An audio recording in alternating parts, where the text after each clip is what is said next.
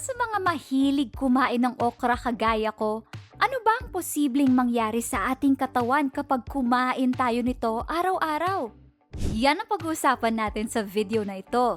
At tatalakayin din natin ang mga posibleng side effects ng okra. At sa dulo ng video na ito ay malalaman mo kung ano ang recommended daily intake ng okra para hindi ka magkaroon ng masamang side effects sa pagkain ng gulay na ito. Okay, simulan na natin! Kung kakain ka ng okra araw-araw, Number 1. May panglaban ka sa cancer.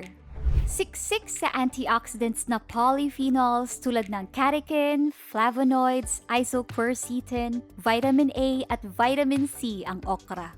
Ang mga ito ay kayang protektahan ang iyong katawan laban sa free radical damage na nagdudulot ng cancer. Good source rin ng folate ang okra na makakatulong upang maiwasan ang risk ng breast cancer. May taglay din itong lectin, isang uri ng protein na pumipigil sa paglago ng cancer cells. Ayon sa pag-aaral, ang lectin na taglay ng okra ay maaaring makatulong upang mapigil ang paglago ng breast cancer cells ng hanggang 63%. Number 2. Makakatulong sa pregnancy. Ang folate o folic acid ay mahalagang nutrient upang maging healthy ang development ng fetus. Kaya ang pagkain ng okra araw-araw ay makakabuti sa mga buntis dahil sa taglay nitong folate. Ang pagkonsumo ng high folate foods ay makakatulong upang mapababa ang risk ng neural tube defects na nakakaapekto sa brain at spine ng developing fetus. Ayon sa Centers for Disease Control and Prevention, ang mga babaeng nasa childbearing age ay kailangang mag-consume ng 400 micrograms ng folate per day. Ito ay katumbas ng mahigit 6.5 cups ng hilaw na okra. Kaya naman, magandang isama ang okra sa daily diet ng mga nagpaplanong magbuntis. Number 3. Makakatulong sa diabetes. May high content ng soluble fiber ang okra na makakatulong upang ma-regulate ang blood sugar levels. Ito ay makakatulong sa pag-manage ng soluble fiber na nakakaapekto sa absorption ng sugars sa intestine. Pinapababa rin ito ang risk ng pagkakaroon ng kidney disease na dulot ng diabetes. Ang regular na pagkain ng okra ay makakatulong din upang mapabuti ang insulin sensitivity. In addition, ang okra ay makakatulong sa pag-boost ng insulin secretion at pag-regenerate ng damaged insulin-producing cells.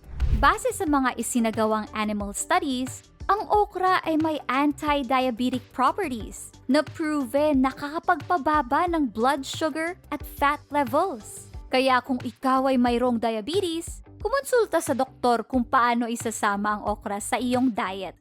Number 4. Makakabuti sa heart health. Ang antioxidants ng okra ay nagbibigay proteksyon sa katawan mula sa free radical damage na nagdudulot ng cancer at heart disease. Meron din taglay na mucilage ang okra. Ito ay isang gel-like substance na nagbabind ng cholesterol during digestion upang ito ay sumama sa stool o sa dumi sa halip na maabsorb ng iyong katawan. Ayon sa American Heart Association, ang high-fiber food tulad ng okra ay makakatulong upang mabawasan ang cholesterol level sa dugo, risk ng heart disease at stroke. May taglay din na potassium ang okra na nagbabalanse ng sodium at fluid sa katawan. Pinopromote nito ang relaxation sa blood vessels at arteries. Kaya ang okra ay makakatulong upang mabawasan ang pressure sa cardiovascular system. By the way, kung new viewer ka, please subscribe! Moving on to number 5. Makakabuti sa bone health. Ang pagkonsumo ng okra araw-araw ay makakatulong upang mapanatiling healthy ang iyong buto. Ito ay nagtataglay ng 6% daily recommended amount ng calcium. Ang isang serving ng okra ay nagtataglay ng 16% daily recommended calcium. Mayroon din itong taglay na vitamin K. isang essential nutrient na makakatulong sa bone formation at proper blood clotting. Ang recommended intake ng vitamin K ay 120 micrograms para sa mga lalaki at 90 micrograms naman para sa mga babae araw-araw. Ang isang cup ng okra ay nagtataglay ng mahigit 30 micrograms ng vitamin K. Makakatulong ito upang mapanatiling healthy ang buto at maiwasan ang bone fractures. Kaya naman ang regular na pagkain ng okra ay mainam, lalo na sa mga taong may osteoporosis. Number 6. Healthy digestive system. Kung madalas kang makaranas ng constipation o nahihirapan sa pagdumi, ang pagkonsumo ng okra araw-araw ay mainam upang magkaroon ka ng healthy digestive system. Ito ay nagtataglay ng mucilaginous fiber na makakatulong upang dumaloy ng maayos ang pagkain papunta sa digestive tract. Pine-prevent nito ang digestive problems tulad ng bloating, cramping, constipation, at excess gas. Makakatulong din ang fiber sa pag-add ng bulk sa watery stools para maiwasan ang diarrhea. Ito rin ay makakatulong upang ma-regulate ang sugar absorption sa pamamagitan ng pag-clear out ng excess cholesterol sa ating katawan. Kagaya ng ibang fiber-rich food, ang okra ay makakatulong din upang maiwasan ang colorectal cancer. Number 7. Makakatulong sa weight loss. At dahil pinopromote ng okra ang healthy digestive system, ang regular na pagkonsumo nito ay makakatulong sa weight loss. Maliban sa mababang calories, may high fiber content ang okra, isang uri ng carbohydrate na hindi kayang i-digest ng human body. Kaya pinopromote ng okra ang feeling of fullness o pagkabusog na makakatulong upang mabawasan ang calorie intake. Furthermore, makakatulong ang okra sa pag-control ng obesity dahil wala itong taglay ng unsaturated fats o cholesterol. Siksik ito sa nutrients at dietary fiber na makakatulong upang mapanatiling healthy ang digestive tract. So kung nais mong magbawas ng timbang o tinatrack mo ang iyong calorie intake, magandang isama ang okra sa iyong diet. Number 8. Pampalakas ng immunity. Ang high fiber content na taglay ng okra ay hindi lang makakatulong sa gastrointestinal tract dahil pinopromote rin nito ang growth ng good bacteria sa intestines at stomach.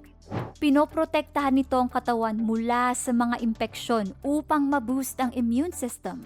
Additionally, ang okra ay mayaman sa vitamin C at iba pang antioxidants na makakatulong upang lumakas ang immunity ng katawan laban sa pinsalang dulot ng free radicals. Ini-stimulate din ng vitamin C ang production ng white blood cells na nagsisilbing primary defense mechanism ng katawan laban sa foreign pathogens at iba pang materials.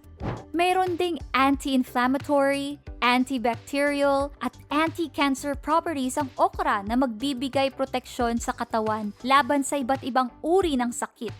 Kaya makakabuti sa kalusugan ang pagkonsumo ng okra araw-araw. Number 9. Makakabuti sa eye health. Ang okra ay siksik din sa vitamin A at iba pang antioxidants na makakatulong upang maprotekta ng iyong mga mata mula sa masamang epekto ng free radicals. Ang mga free radicals na ito ay nabubuo sa pamamagitan ng cellular metabolism at posibleng magdulot ng pinsala sa cells ng mata. Moreover, ang vitamin C ng okra ay nagpo-promote ng collagen production.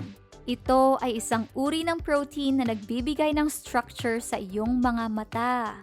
Kagaya ng vitamin A, pina-prevent din ng vitamin C ang cataracts at age macular degeneration. Number 10. Pangkontrol sa fatigue. Madalas ka bang mapagod? O di kaya ay mabilis kang hingalin? Subukan mong isama sa iyong diet ang okra. Ayon sa mga pag-aaral, ang okra pods ay proven na makakatulong para labanan ng pagod. Ang pagkonsumo ng okra seeds ay maaaring makatulong upang ma-boost ang stamina. As a result, makakapag-ehersisyo ka ng mas matagal nang hindi napapagod. Ang regular na pagkonsumo ng okra ay makakatulong para ma-delay ang fatigue at ma-boost ang bone strength dahil nga sa taglay nitong antioxidants, tulad ng polyphenols at flavonoids. Makakatulong ang mga ito sa glycogen storage ng iyong liver. Ang glycogen ay nagsisilbing fuel reserve ng katawan. Ibig sabihin, kapag mataas ang iyong glycogen, hindi ka mapapagod agad. Talaga namang makakabuti sa ating katawan ang pagkain ng okra araw-araw. However, ang pagkonsumo ng labis na okra ay maaaring magdulot ng mga side effects sa ating kalusugan. Ang okra ay nagtataglay ng fructans na maaaring magdulot ng stomach problems tulad ng irritable bowel syndrome, diarrhea, gas, cramping, at bloating. Ito rin ay nagtataglay ng solanine, isang toxic chemical na maaaring magpadala ng symptoms ng arthritis tulad ng joint pain at inflammation. Apart from that, ang okra ay may high amount ng oxalates at calcium oxalate na pangunahing salarin sa development ng kidney stones. Mayroon din itong high content ng vitamin K na posibleng magdulot ng interaction sa blood-thinning medications. Ayon sa pag-aaral, makakasagabal din ang okra sa absorption ng metformin na ginagamit bilang gamot sa diabetes. May ilang tao rin na maaaring makaranas ng allergic reaction sa okra tulad ng itching hives, nasal congestion, difficulty breathing, o tingling sensation sa bibig. Kaya mainam na kumonsulta muna sa doktor bago isama ang okra sa iyong diet, lalo na kung mayroon kang karamdaman, iniinom na gamot o nagbubuntis. Ano ang recommended daily intake ng okra? Kung mahilig ka sa okra, pwede mo itong kainin araw-araw. Siguraduhin lang na hindi sobra ang kakainin mo araw-araw upang maiwasan ang mga side effects nito. At dahil mataas ang fiber content ng okra, mainam na sundin ang recommended daily intake nito. Para sa mga babae na nasa 19 to 50 years old, limitahan ang intake ng high fiber foods sa 25 to 28 grams per day. Para naman sa mga lalaki, ang recommended intake ng fiber food ay 30 to 33 grams per day. Kung ang edad ay lampas na sa 50 years old, ang recommended daily intake ay 22 grams para sa babae at 28 grams naman para sa lalaki. Ngunit kung may sakit, iniinom na gamot o buntis, huwag kalimutang kumonsulta sa doktor bago araw-araw kainin ng okra. Ikaw, gusto mo ba ang okra?